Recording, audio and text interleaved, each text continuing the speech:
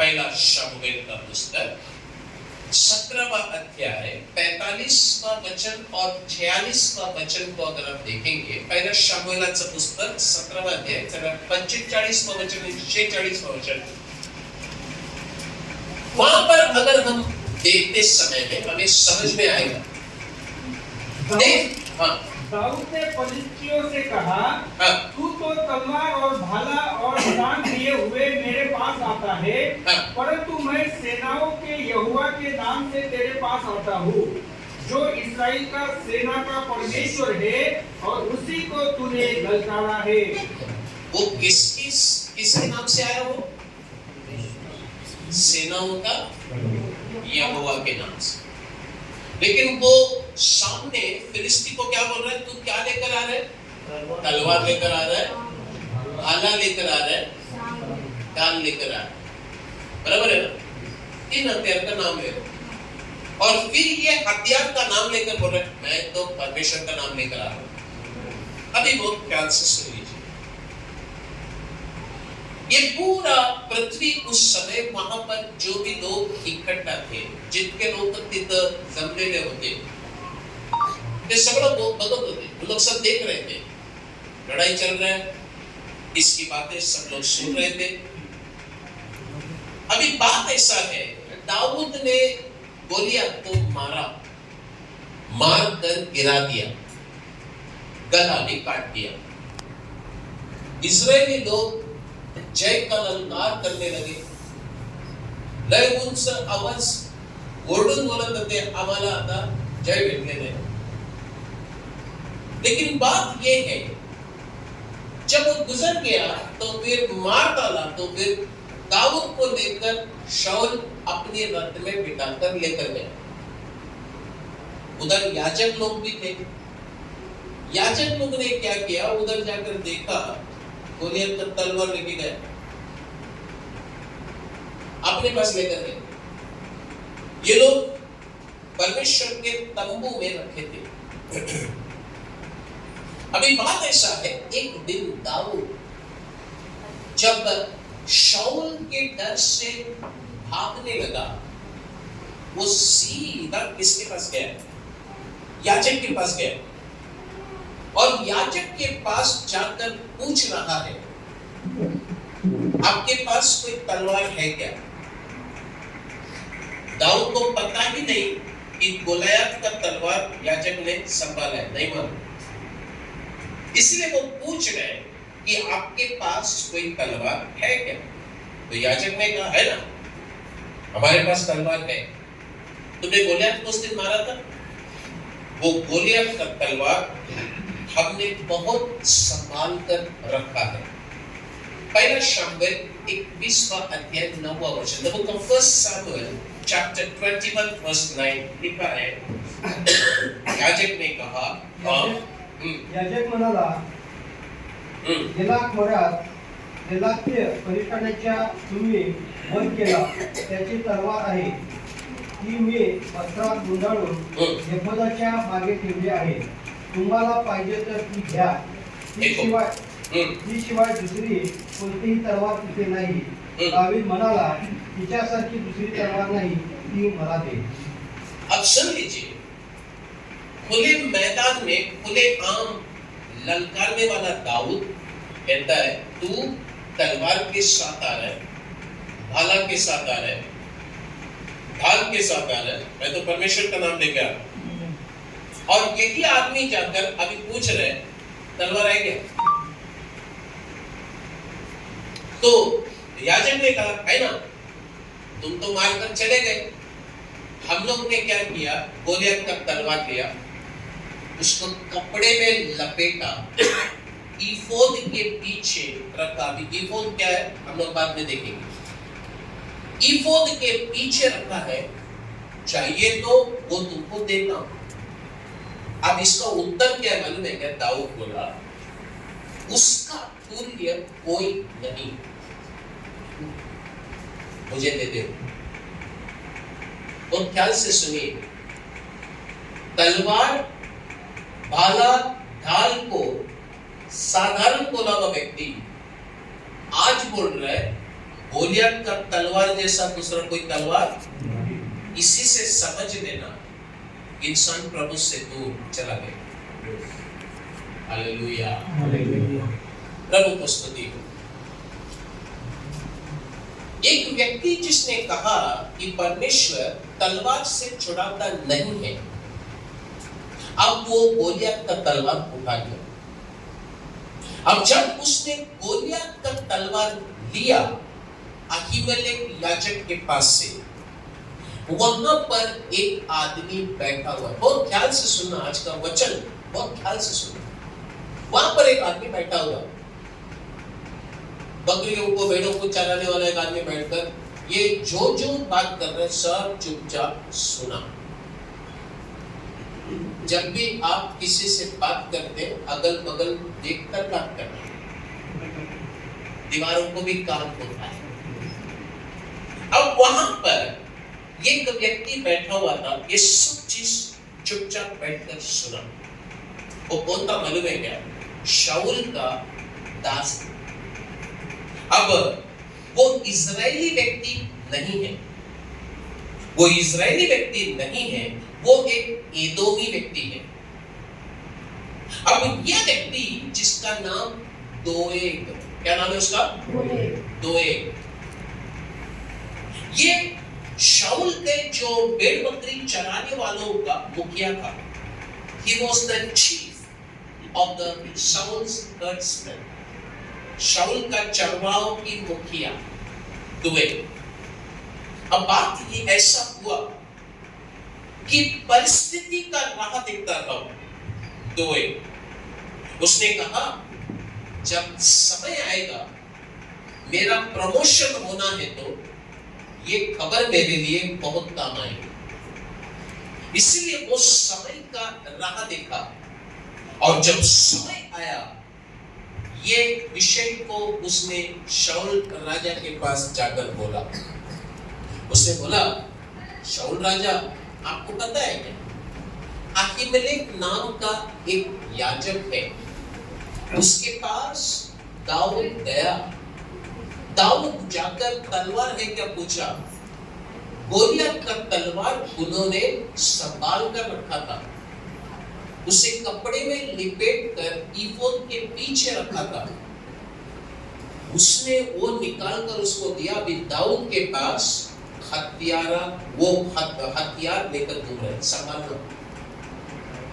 ये इंफॉर्मेशन जब शाऊल को मिला, क्या सोच के दिया उसने, हम ये खबर देंगे तो राजा शाऊल खुश हो जाएगा, अगर खुश हो गया तो मुझे प्रमोशन मिलेगा।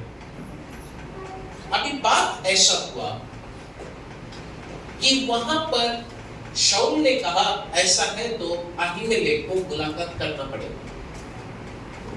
तो राजा शाऊलने काय केलं, अहीमेलेकला भेटायला निघाला।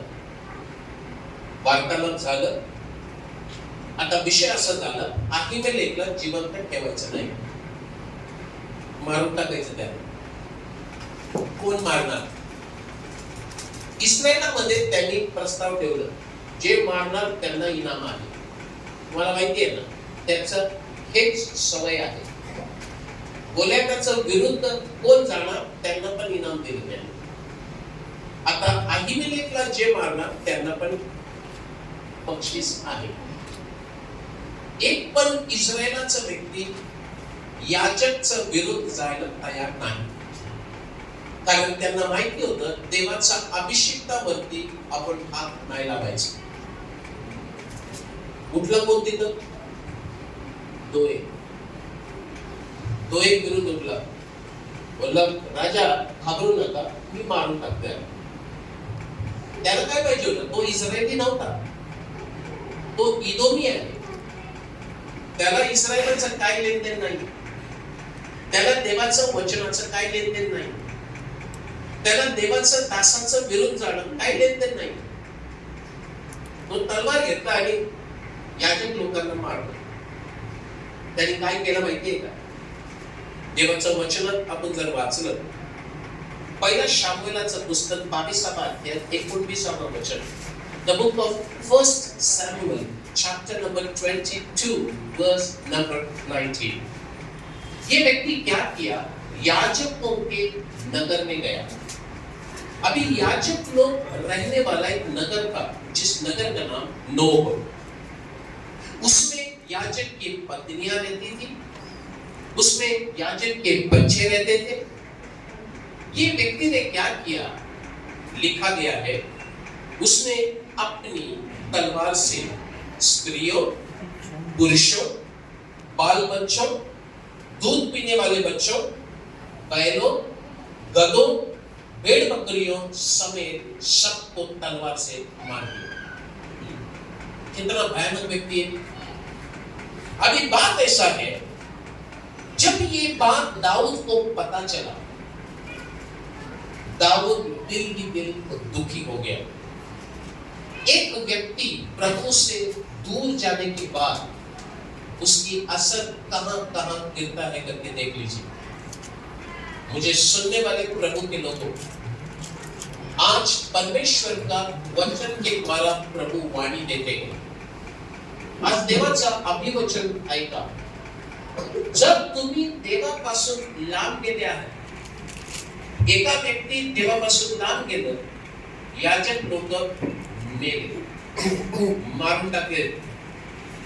एक व्यक्ति प्रभु से दूर चला गया, सारा याजक अपनी जान खो ली।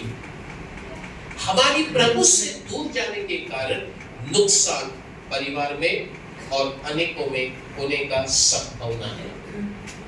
जो भी प्रभु से दूर गए हैं, प्रार्थना जीवन से दूर गए हैं, बाइबल वचन से दूर गए हैं, प्रभु के साथ संबंध रखने से दूर गए हैं, अपने आप को प्रभु के पास लेकर आओ।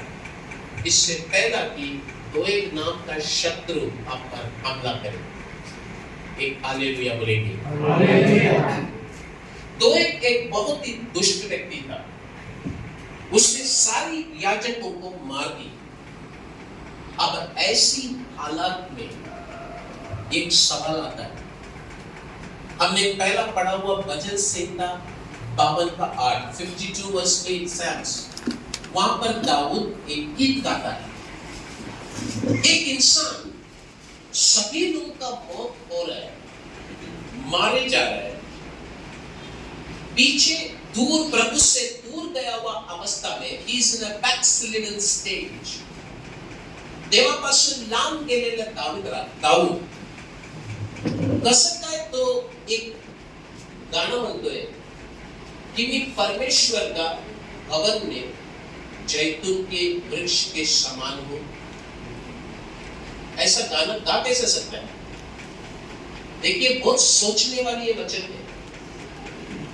प्रभु को स्तुति हो। How come a backslidden man can say I am a green olive tree in the house of God?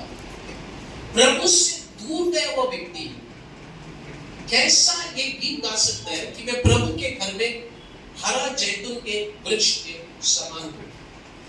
ऐसी परिस्थिति में दाऊद मरा नहीं। देखिए, मरने के लिए, उसको मारने के लिए ढूंढ रहे हैं, लेकिन परमेश्वर उससे बढ़ाते गया, बढ़ाते बढ़ाते बढ़ाते उसको राजा बना दिया। ये सब कैसा हुआ?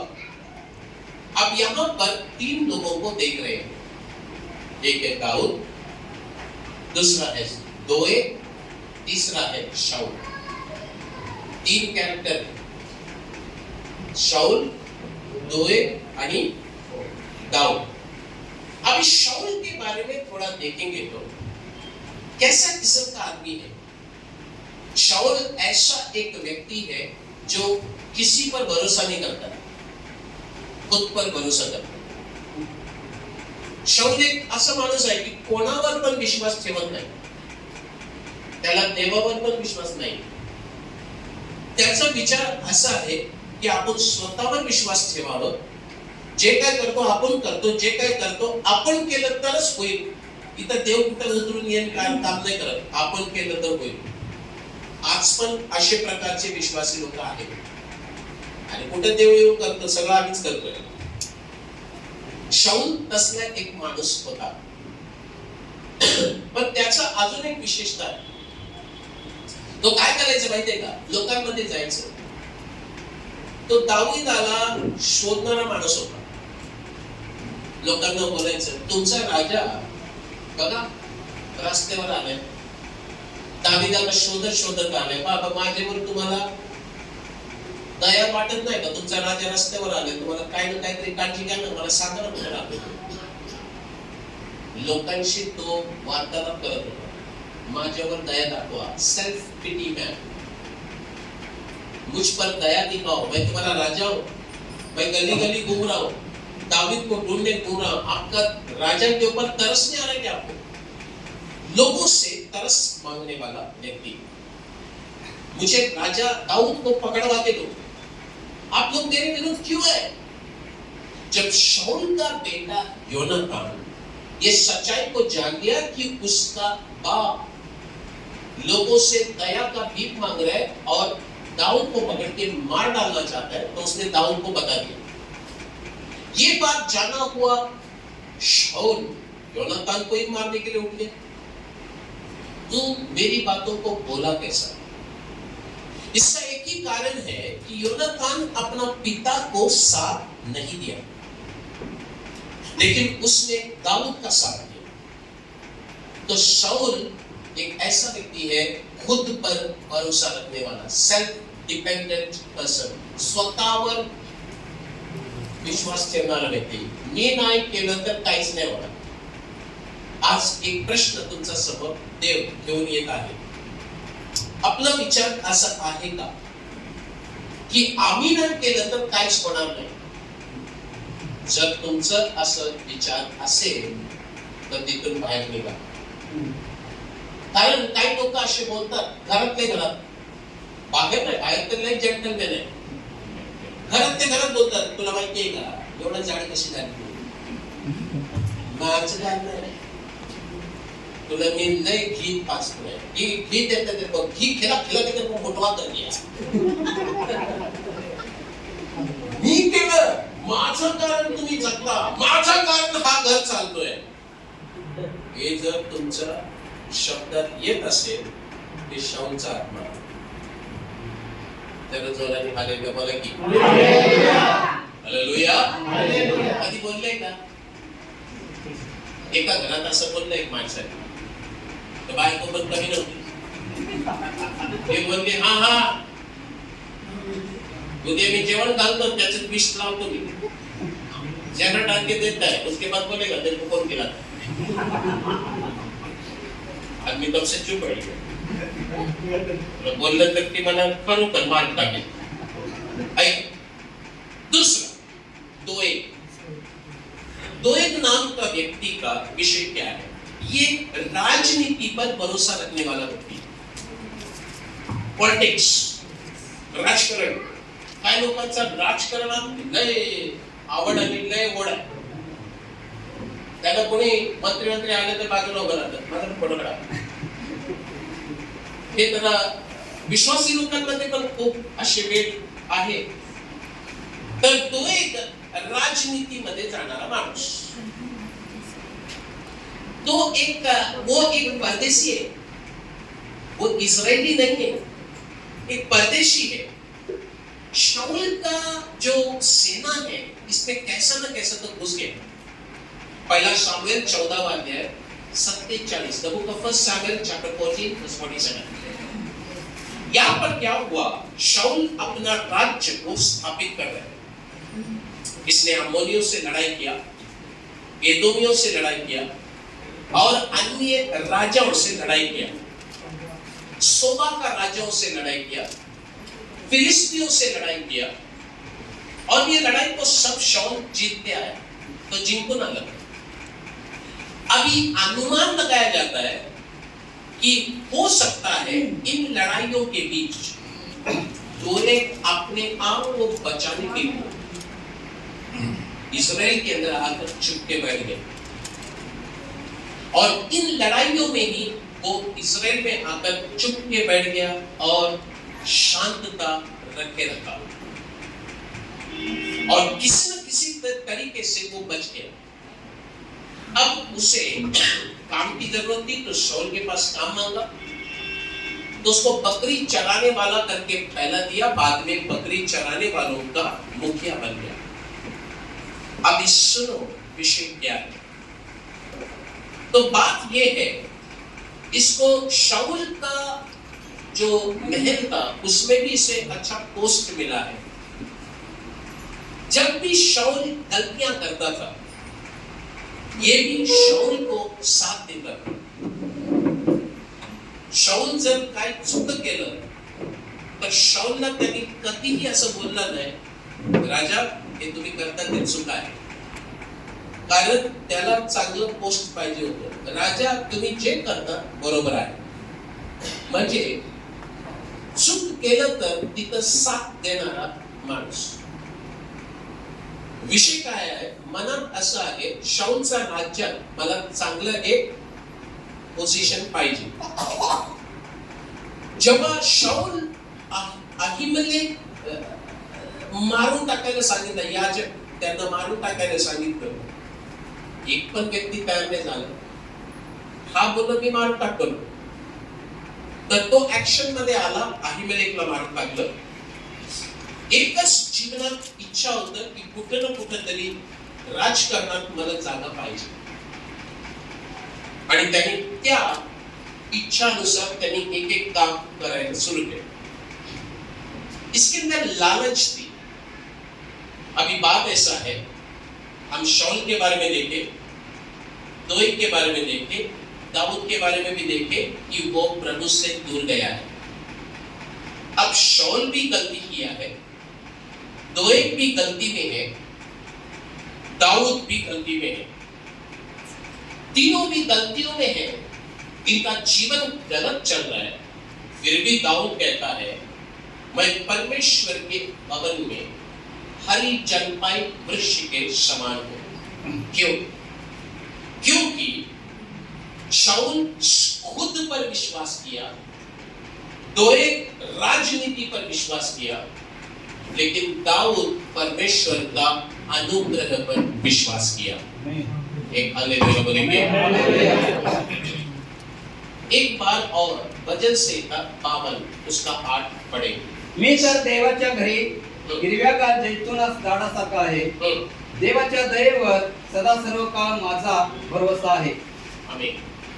एक बात को याद रखना, आज की परिस्थिति में जब अपने जीवन में गलतियां हैं, जब गलतियों में हम फंस गए, पाप की एहसास हमें हो रहा है, if you are guilty of sin, लेकिन आप प्रभु का अनुग्रह के ऊपर विश्वास करेंगे, तो याद रखना परमेश्वर आपको बचाकर आपको फिर एक बार खड़ा करेगा।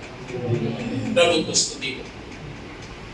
कभी भी ये मत सोचना परमेश्वर दयालु है इसलिए जितना पाप करना है करो, ये विचार में मत रहना। कधी कधी लोकांचं मनात असतं का आपला देव तर नाही दयाळू आहे, कराने बिंदास पाप करा, तसं देव आपल्याला साथ देत नाही। अच्छा, अब ये बड़ी कठिन परिस्थिति में दाऊद अगर गीत गाता है, मैं तो परमेश्वर के भवन में हरी जलपाई वृक्ष के समान हूं, ये कैसा गाया? आज हम उन चीजों में देखने वाले हैं। हम दाऊद के जीवन को देखते समय ऐसा लगता है कि परमेश्वर ने दाऊद को छोड़ दिया। It seems that God left David. क्यों? क्योंकि दाऊद अपना खुद के घर में नहीं रह सकता है, स्वतःच्या घरात तो राहू शकत नाही, कारण शाऊलने काय केलं, अनाउन्समेंट केलं की कोणीही त्यांच्या घरात सुद्धा त्याला जागा देऊ नका, जर कोणी दिलं त्यांनाही मारून टाकणार। म्हणजे तो कोणाचं घरी जाऊ शकत नाही, स्वतःच्या घरी जाऊ शकत नाही, स्वतःच्या घरी जाऊ शकत नाही। Thank you Jesus. कधी कधी असं वाटतं ना देवाने सोडले म्हणून, स्वतःच्या घरात सुद्धा मला पाऊल ठेवायला जमत नाही पास्टर साहेब, मला देवाने सोडलं का? दाविदाच्या जीवनात असंच होतं. तो विचार केला तरी पण तिथं जाऊ शकत नाही. आपल्या इथं कोणी आहे का स्वतःच घरात जाऊ शकत नाही असं कोणी बसलेले आहे का? माझं घर आहे पण मी तिथे जाऊ शकत नाही. आज देव तुम्हाला म्हणतोय की देव तुमच्यासाठी रास्ता खोलने वाला परमेश्वर. अब सुनिए,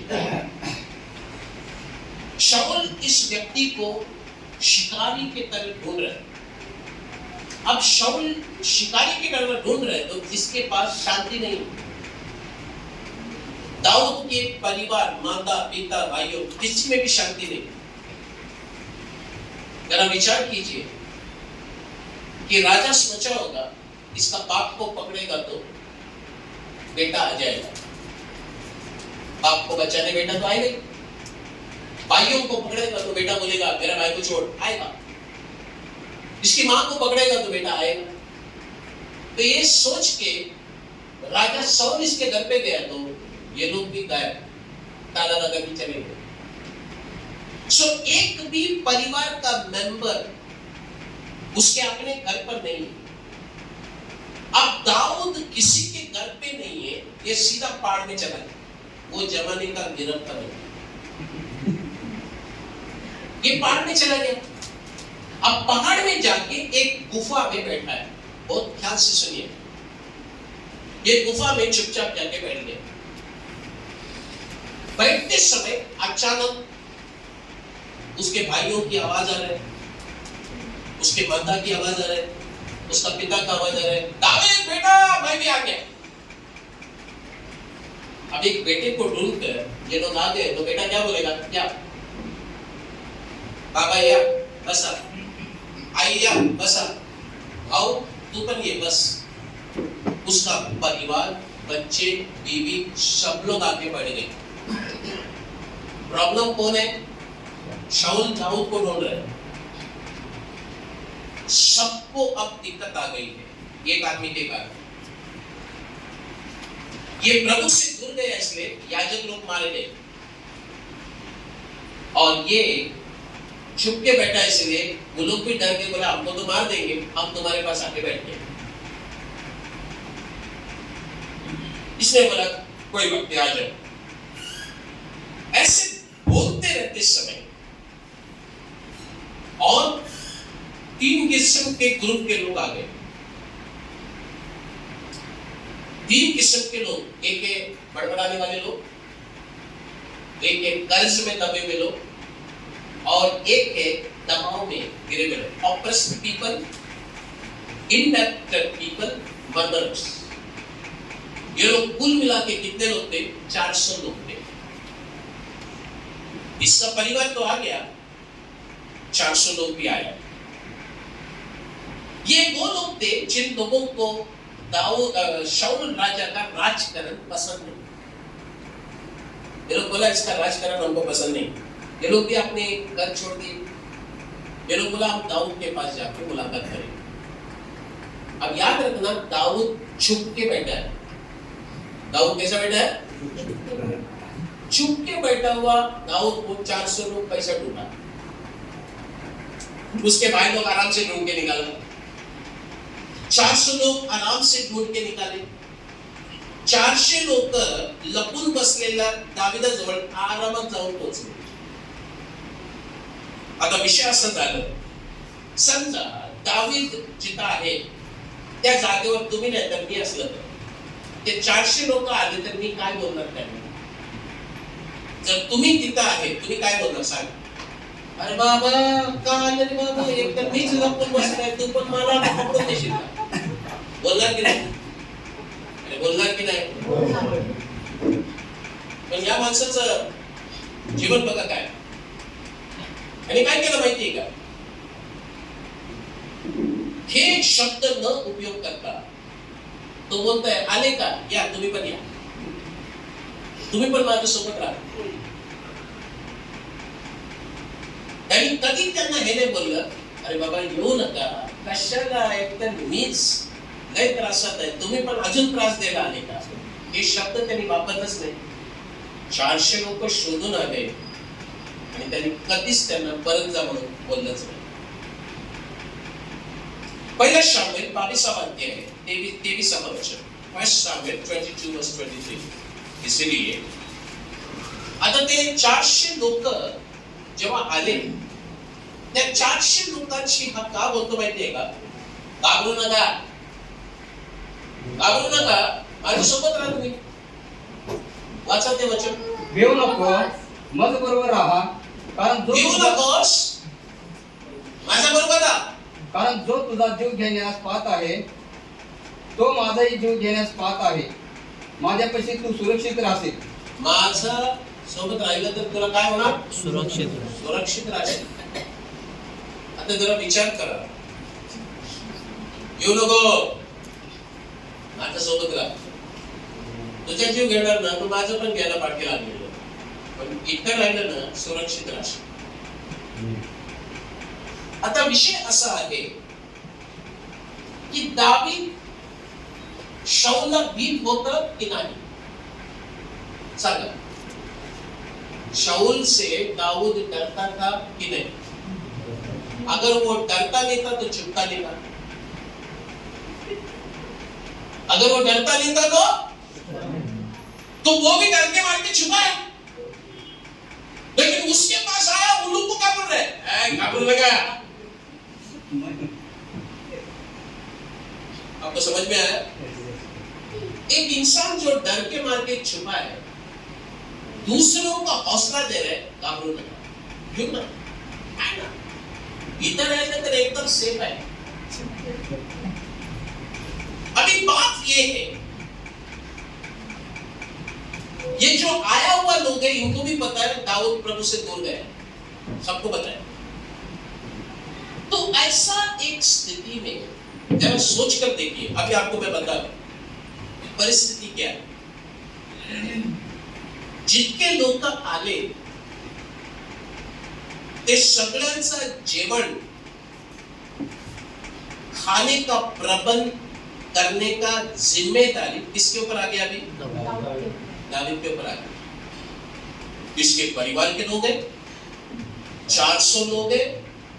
वो लोग बोल रहे डरो मत, आओ रहो इधर, तू जब तक मेरे साथ रहेगा एकदम बिंदास रहने का. ये खुद डर के मार के छुप के बैठे हैं. अब ये बोल रहे हैं बिंदास रहने. अभी जरा सोच के देखिए कि ये आदमी इनके लिए खाना ढूंढने जा रहे. घाबरू नका तुम्ही, बिंदास राहा. आणि जर त्या जागेवर तुम्ही नाही तर मी असणार तर हेच बोलणार, अरे हा लय भीतोय आणि आपल्याला बोलतोय की घाबरू नका.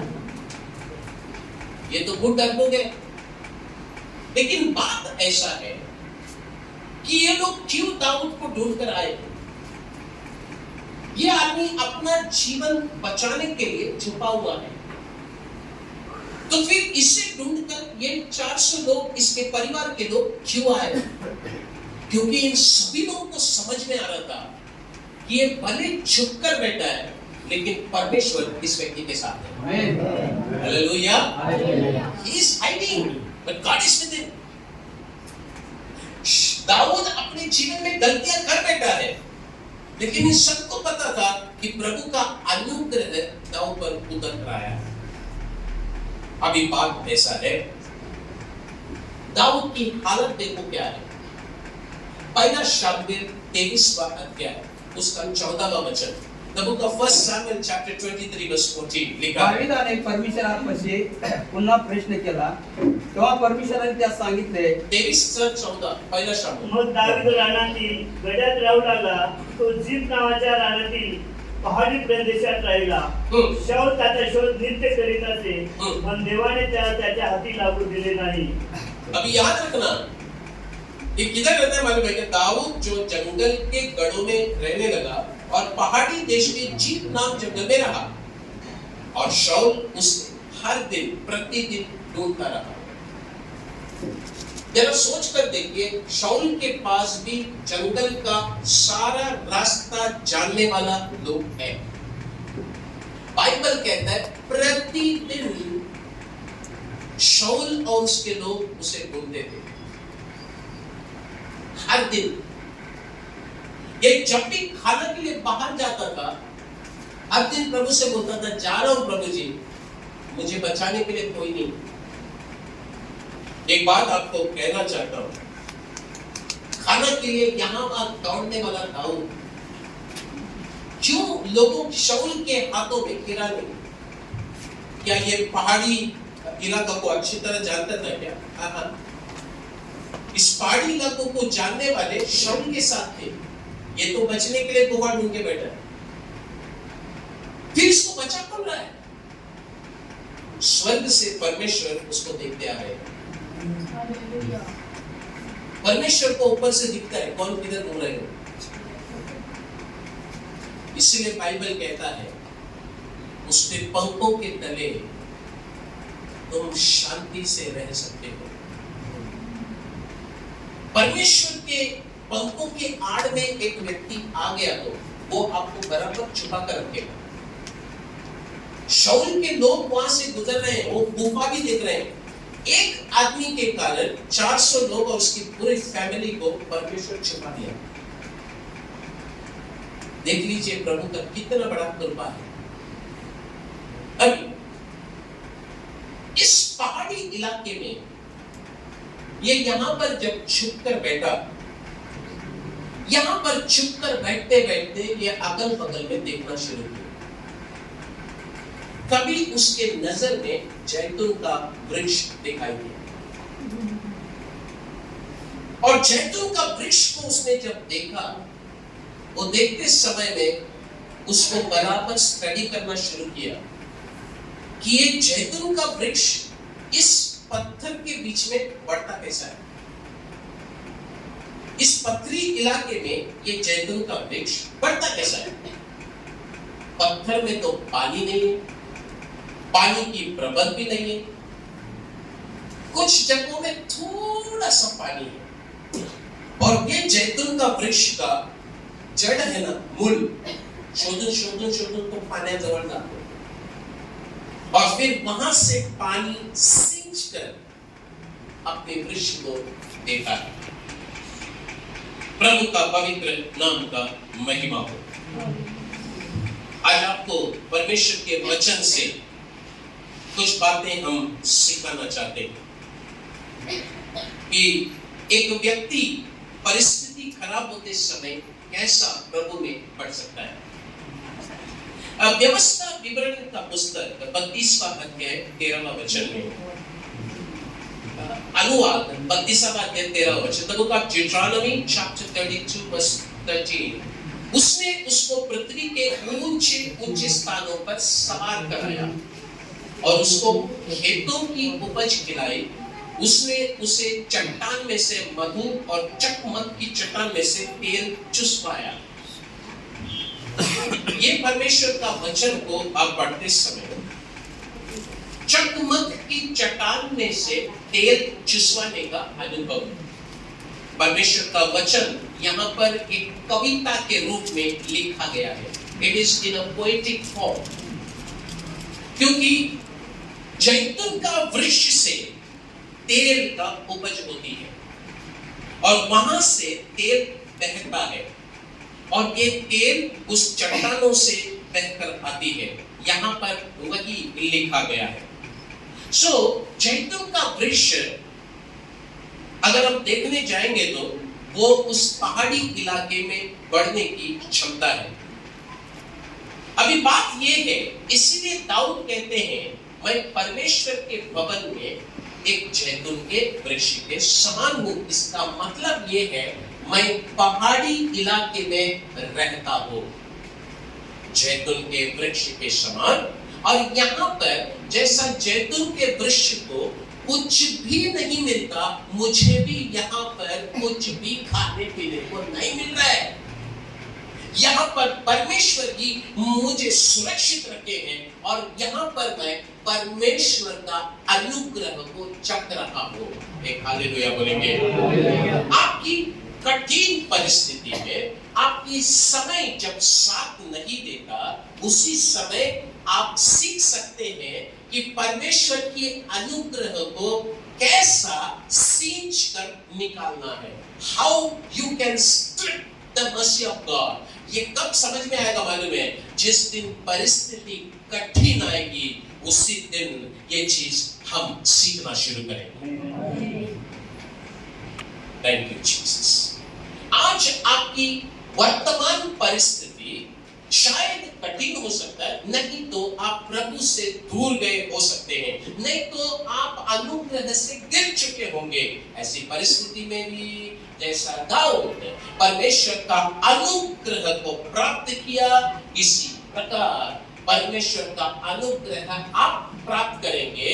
और वो अनुग्रह के कारण शैतान कहते शाऊल के हाथों में जैसा परमेश्वर ने दाऊद को समर्पण नहीं किया, इसी प्रकार आप बोलेंगे ना, आतापर्यंत मी देवापासून लांब आहे, शैतानाच्या हातात नाही पडलं, त्याचं एकच कारण आहे, देवाची कृपा। काय काय लोक लय गवंड करतात, काय करू नाही देतो, देवाची कृपा आहे म्हणून आजपर्यंत वाचलेलं आहे। शैतानाचा हातात देवा फाडून काढेल तो, प्रभु को स्तुति करो। अभी बात ये है, लाइफ में जीवन में गलतियां हुई तो भी इसके अंदर प्रभु की उपस्थिति में बहुत नम्रता था। वो परमेश्वर को ढूंढने वाला व्यक्ति था, इसलिए परमेश्वर उसको शत्रु के हाथ में नहीं दिया। अब और ऐसी परिस्थिति में ये पहाड़ में बैठ के 2 भजन संहिता लिखा है, 2 भजनकार है, उसमें से एक है प्रभु को स्तुतियो। इसमें पहला शामिल 22वां अध्याय के साथ जुड़ा हुआ है, जहां पर वो एक भजन संहिता 34 यहां से बैठ के गाया, भजन संहिता 52 यहीं से बैठ कर गाया। Psalms 34 and Psalms 52, these two are the psalms which he is singing on top of the mountain। इस पहाड़ में बैठ के वहां पर गा रहे हैं। याद रखना, आप जब कठिन परिस्थितियों के बीच में जब जाएंगे, आपकी समय खराब है, कुछ लोग बोलते हैं ना, माझा वेळ आता लय खराब चाललाय, माझा टाइम लय खराब चाललाय, अभी साथ कुछ भी मुझे नहीं देता, ऐसे आप बोलते समय में परमेश्वर ऐसे समय में भी कुछ लोगों को नया नया गीत देते हैं।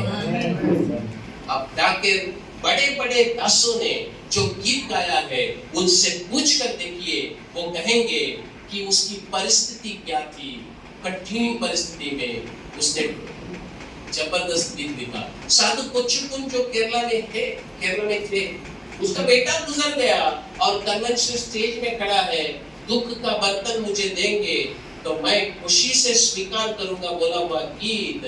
जब कन्वेंशन में उसको पता चला कि बेटा गुजर गया है, ये कठिन परिस्थिति में गीत मुंह में प्रभु ने दिया। अच्छे प्रभु के दासों के गीतों को देखेंगे तो वो गीत खुशी के समय में ज्यादातर लिखा नहीं, परंतु कठिनाइयों के बीच में वो गीतों को लिखा है। शायद अपने जीवन में गलतियां हो सकता है, आपकी समय आपका साथ नहीं देता हुआ, परिस्थितियां कहता होगा, परिस्थितियां आपसे कहेगा देवानी तुला सोडून दिले, देवानी तुला सोडून दिले, परमेश्वर ने तुम्हें छोड़ दिया है। शायद कुछ लोग न्याय करेंगे, इससे परमेश्वर ने इनकार कर दिया। ऐसे समय में जैतून का वृक्ष के समान आपकी जड़ उस पानी को ढूंढ कर जाना, प्रभु का अनुग्रह को ढूंढ कर जाना जरूरी है। एक चीज याद रखना, ये दुनिया का हिसाब किताब कैसा है। हम लोग लाजरस और धनवान के बारे में पढ़ते हैं। एक आदमी जिंदगी भर बुराई को ही अनुभव कर रहा है, एक आदमी जिंदगी भर भलाई को अनुभव कर रहा है। तो भलाई अनुभव करने वाले को लोग आकर आशीर्वाद देकर बोलते हैं देव तुझा सोबत है, देव तुझा सोबत है, और ये बेचारा जो रोटी के टुकड़े नीचे से खा रहा है, इसको तो कोई पूछता भी नहीं। लेकिन मरने के बाद एक व्यक्ति अब्राहम के गोद में धनवान तो सीधा अधोलोक में गया। वो भी सोचने लगा, तो अभी तक जितने पास्टर्स आके बोले देव तुझा सोबत आहे, असे कसे काय बोलतोय, मी कुठे आलो मला? परिस्थिती चांगला आहे याचा अर्थ देव तुमच्या सोबत आहे हे आपण कॅल्क्युलेशन करू शकत नाही. कधी पण हे विचार डोक्यात आपण मनात ठेवावं.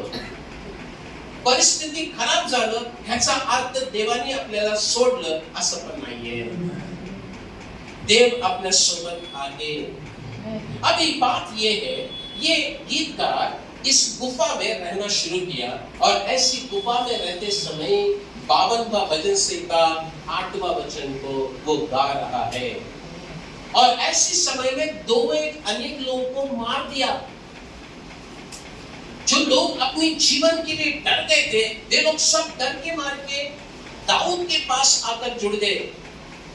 ये लोग सब पर्वत पहाड़ पर रहते हैं, लेकिन ये आदमी पहाड़ में बैठ के गाना गा रहा है, मैं परमेश्वर के भवन में जैतून के वृक्ष के समान हूं. परमेश्वर का घर उस पहाड़ में कहां है? किधर है परमेश्वर का घर? पहाड़ में तो नहीं है. तो वहां बैठ के परमेश्वर का भवन के बारे में गाता कैसा है? इसका अर्थ क्या है? उस पहाड़ में याद रखना, ये व्यक्ति छुपने के लिए गया है, लेकिन उस पहाड़ में जाकर जब बैठा, वहां पर वो गीत गाया, प्रभु का धन्यवाद करने लगा. वहीं पर परमेश्वर का उपस्थिति को महसूस करना शुरू किया. जो उपस्थिति उसने यरूशलेम देवालय में महसूस किया था, यही उपस्थिति पहाड़ में आकर उभरा. और यही अनुभव वहां पर प्राप्त किया. देवाचं उपस्थिती त्या डोंगरात त्याला भेटलं. तो ये पहाड़ में सबसे पहला परमेश्वर का अनुग्रह को सींच कर कैसा निकालना है सीख लिया इसने. दूसरा बात, इसने उस पूरा पर्वत को प्रभु का घर करके बना दिया. He changed the whole mountain into the house of God. जिस गुफा को उसने छुपने का स्थान बनाया था, अब उस गुफा पूरा प्रभु का उपस्थिति से भर गया है. मैं आपको एक सवाल पूछना चाहता हूं. आप जिस घर पर रहते हैं, कभी आपने ये सोचा क्या, मेरा घर परमेश्वर का उपस्थिति से भरना है? आजकल गडबड क्या हो रहा मालूम आहे का?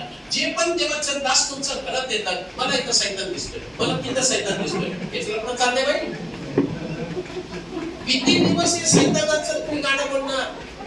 म्हणजे त्या घरात फक्त सैतानच आहे का, देव नाही का? तर देव का नाहीये? कारण ते देवाचं उपस्थिती तिथे येण्यासारखं आपण ते घराला देवाचं मंदिर सारखं बनवलंच नाही. आपल्या घरात कुठलं गाणं चाललंय? आपल्या मोबाईल मध्ये कुठलं गाणं चालू आहे?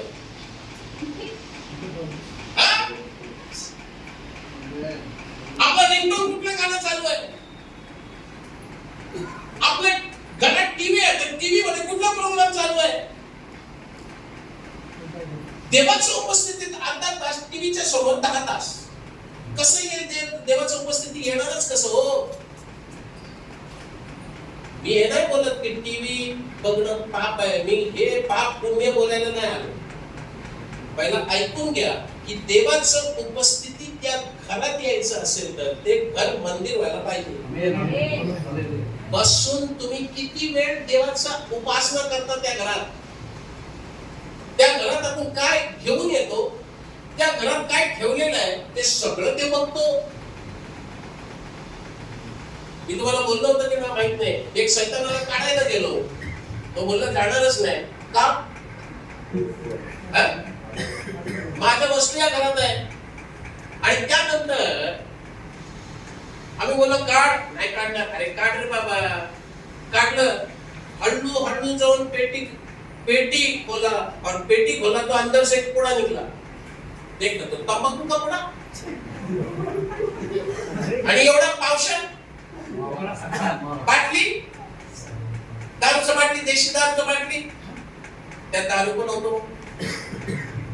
नवऱ्याने काय केलं, मी देवाला स्वीकार केलं म्हणून गपचूप आतमध्ये ठेवलं होतं. आणि ही झोपल्यानंतर काढायचं आणि नाही घासायचं.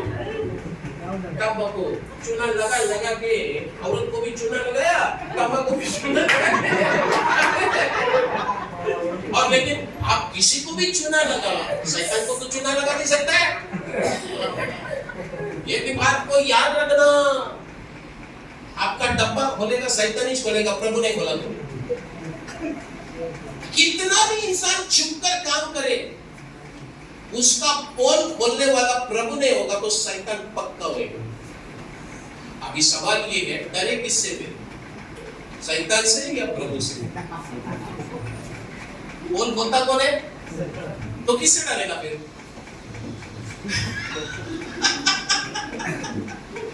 समझ में आया क्या? आज बहुत लोग परमेश्वर से कम डरते हैं, शैतान से ज्यादा डरते हैं। क्यों मालूम है क्या? शैतान बोलेगा मेरे साथ बने रहे तब तू बचेगा, नहीं तो तेरा पोल खोल दूंगा, वाट लगा देगा तेरा। लेकिन परमेश्वर कितना अच्छा है कि वो हर एक इंसान की पापों को ढक देता है, क्योंकि बाइबल जैसा कहता है पाप प्रेम सभी पाप को ढकता है। शैतान को किसी से प्रेम नहीं है, वो बोल देगा सब कुछ, बदनामी कर देगा, वाट लगा देगा सबका।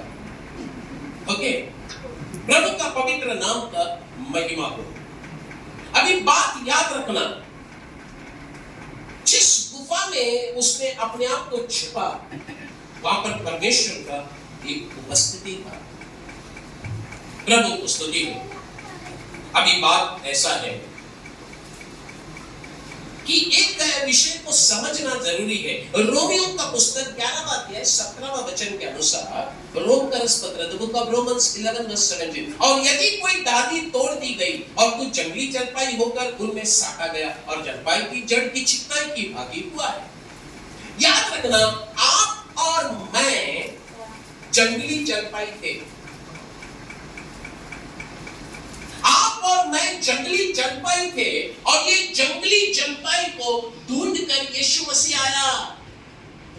यीशु मसीह हमें ढूंढ कर, बहुत सारी जंगली जलपाई थे, उसमें से एक को काट कर निकाला और बोला इसे मेरे साथ सटाऊंगा। एक बात कान खोल के सुन लीजिए, यीशु मसीह आपको उसके साथ सटाने के लिए खुद को भी काटा है। हालेलुया। अब समझ में आ रहा है क्या? सच्चाई की बात यह है कि आपको परमेश्वर काट कर निकाला। आपको काटते समय आप रोए कि प्रभु जी ऐसा अनुभव क्यों, मला इथून का काढले, मला लोक सोडून गेले, आपले लोक सोडून गेले। देवाने तुम्हाला काढताना तुम्ही रडत होते, पण हा देवाने त्याच्या सोबत तुम्हाला जोडण्यासाठी स्वतःलाही त्यांनी कापून काढलं। इसलिए परमेश्वर का प्रेम सबसे बड़ा प्रेम है, और वो खुद को काटा ताकि आपको उसके साथ जोड़े। बोला बेटा तू मेरे साथ जुड़ गया तो बस मेरी दर्द निकल जाएगी। हालेलुया। अब जलपाई वृक्ष के बारे में यहां पर जो लिखा है और कोई वृक्ष के बारे में नहीं लिखा है, और ये अनुभव केवल जलपाई वृक्ष को ही है। समझ में आ रहा है सिस्टर? कळतंय का तुम्हाला मी जे बोललं? समजलं? देवा किती दिवस झाले, किती महिने झाले? नाही आलं, नवीन आले। आज देव तुमच्याशी बोलतोय, ऐकून घ्या। Thank you Jesus. तुम्ही पावणे म्हणून आले, पण इथं तुम्हाला देवाने घेऊन आणले। आपको परमेश्वर, तुम्हाला देव खूप प्रेम करणारा देव आहे, आणि तुमचं जे परिस्थितीमध्ये देव तुम्हाला काढून बाहेर काढणार, कठीण परिस्थितीतून देव तुम्हाला बाहेर काढून स्वतः सोबत ते जुळून घेणार। ज्या दिवस ते जुळून घेणार ना, त्या दिवस जे बंधन तुमचं परिवारात फिरत आहे ते सगळं तुटून जाईल। Thank you Jesus. 6 वर्ष झाले त्रास देव काढून टाकेल। पाठीमागं फिरणारा जे सैतान आहे ना, 6 वर्षांनी तुमच्या पाठीमागं फिरत आलाय, पण देव ते काढणार। शरीरात देव एक आरोग्य देण्यासाठी आज परमेश्वराने एक नवीन गोष्ट करण्यासाठी त्यांनी एक काय बोलतात ते फैसला बोलतात का काय बोलतात निर्णय घेतलेला आहे. बघा तुम्ही आले आणि देव तुम्हाला स्पर्श केला. मला माहित सुद्धा नाही की आजच तुम्ही पाहुणे म्हणून आले, पण तुम्ही देवासाठी पाहुणे नाही आहे.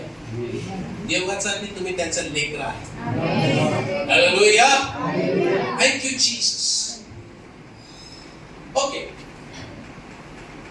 अभी बात ऐसा है,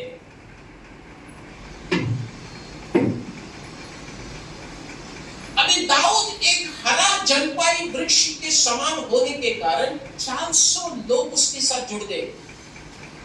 जब तक आप जलपाई वृक्ष के समान नहीं होते तब तक लोग आपके साथ जुड़ेंगे ही नहीं. सेवक लोग सुन लीजिए, लोग आपके साथ जुड़ना है तो आपको हरा जलपाई वृक्ष के समान बनना है. हरा जलपाई वृक्ष के समान यानी कि आपको प्रभु ने साटा दिया है, उसके साथ साटा गया अनुभव में प्रभु का अनुग्रह को सींच कर निकालने का अनुभव आपके अंदर दिन प्रतिदिन हमेशा जारी रहना है. Thank you Jesus. अभी आपको एक बात बताता हूं. एक सच्चा आत्मिक व्यक्ति जब अपनी जीवन में दुख का परिस्थिति के बीच में जाएगा ना, उसे वहां पर ही परमेश्वर का उपस्थिति क्या है समझ में आएगा. अभी आपको एक मेरा अनुभव बताता हूं. मुझे अभी, मैं तो इधर सबसे छोटा हूं अनुभव में, बड़े बड़े पास्टर लोग बैठे हैं, लेकिन एक छोटा सा अनुभव मैं बताता हूं. एक दिन ऐसा हुआ, मैं सोकर उठा और सवेरे उठते समय मेरे आंखों के सामने ऐसा कुछ पर्दा है, कुछ तो ऐसा गिरा पर्दा जैसा, दोनों आंख अंधा हो गए. अंदर से नस फट गया, ब्लीडिंग हो गई. 22 दिन में सोया नहीं था. मैं उठा, मैं कस कस के देख रहा, और मैं मेरी औरत को बोला हो सकता है मेरे को चश्मा लगा, थोड़ा सा नजर आया. वो नजर से मैं डॉक्टर को ढूंढ के गया.